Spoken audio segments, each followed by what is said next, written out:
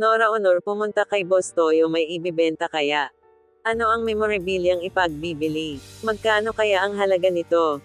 Usap-usapan ang pagsadya ni superstar Nora Honor sa vlogger social media influencer na si Boss Toyo ng Pinoy Pawn Stars upang ipa-assess sa kanya ang isang bagay na mahalaga sa kanya.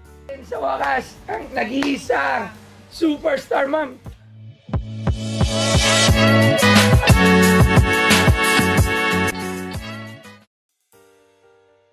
Si Boss Toyo ay kilalang social media influencer na bumibili ng mga memorabilia o gamit ng mga sikat o kilalang tao para ilagay ito sa kanyang museum.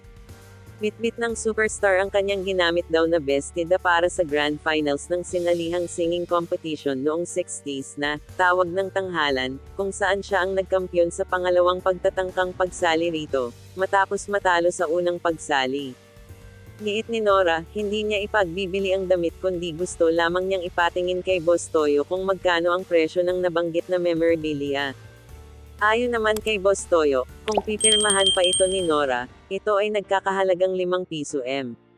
Pero paglilinaw ni Ate Guy, kaya talaga siya nagsadya kay Boss Toyo ay upang humingi ng tulong dito para sa mga kababayang nasalanta ng Bagyong Christine, bagay na pinagbigyan naman ng influencer, kahit na may sarili na silang charity work para sa Bicol. Ang pakay ko po talaga ay baka makatulong po kayo sa mga kababayan po natin na nasalanta ng Bagyong sa Christine. Nasa puso raw talaga ni Ate Guy ang pagtulong sa mga taong nangangailangan, kahit na mangyari ang kalamidad sa mga taong hindi taga Bicol.